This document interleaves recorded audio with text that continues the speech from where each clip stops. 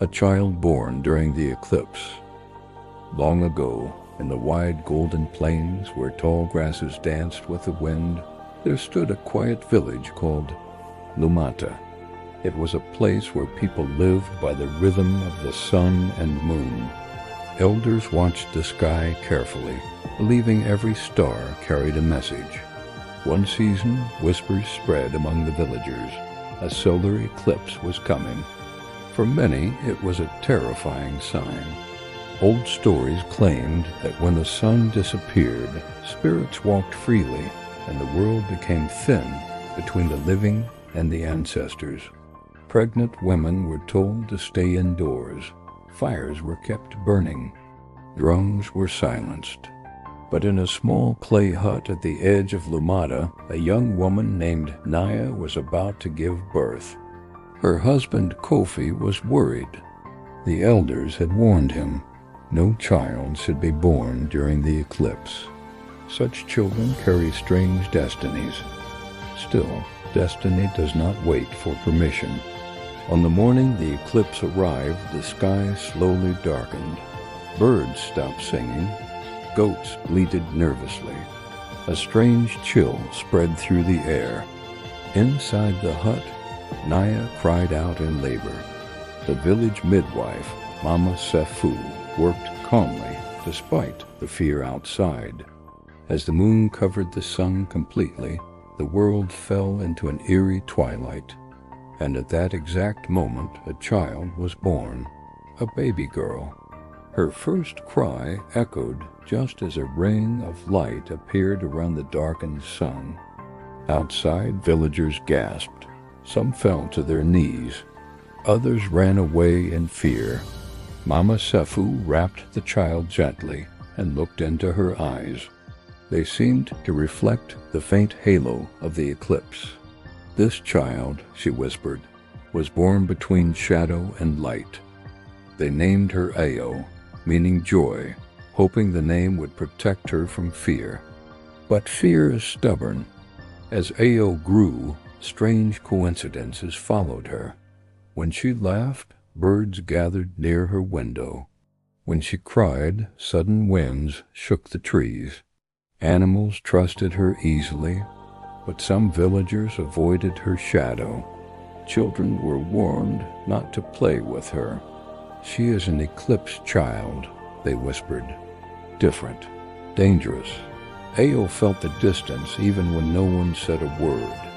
She spent most of her time alone near the river, talking to fish and watching the sky.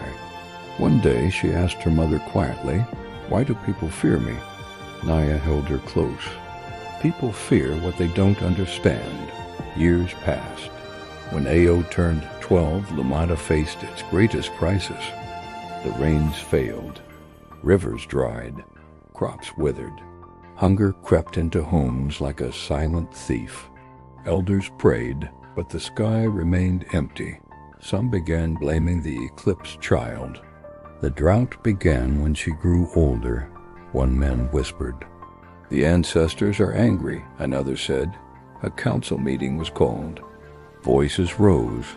Fingers pointed. Fear demanded a sacrifice.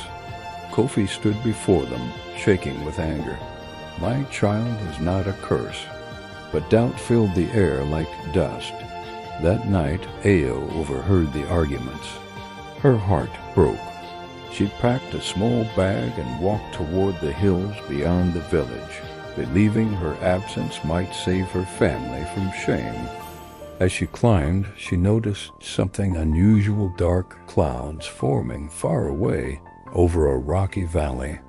Curious, she continued until she found a hidden spring flowing beneath ancient stones. The ground around it was dry, blocked by fallen rocks and old debris. Remembering stories of ancestors guiding through dreams, Ao began clearing the path alone. Hours passed. Her hands bled. Her body trembled. Finally, water rushed forward strong and unstoppable, flowing downhill toward Lumata. By the time villagers discovered her, she had collapsed beside the spring. The water reached the village by morning.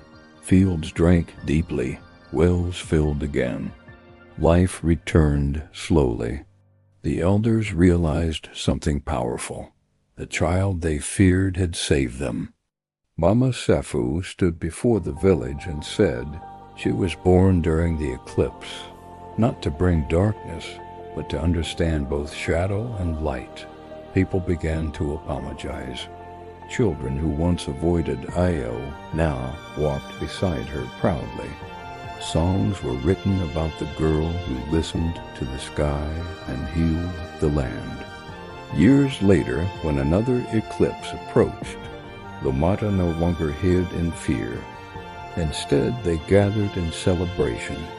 They told the story of Ao the child born during the eclipse, who taught them that unusual beginnings are not curses, but possibilities waiting to be understood.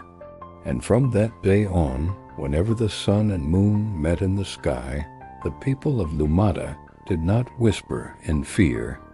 They sang, because they had learned that sometimes the brightest destiny is born in the deepest shadow.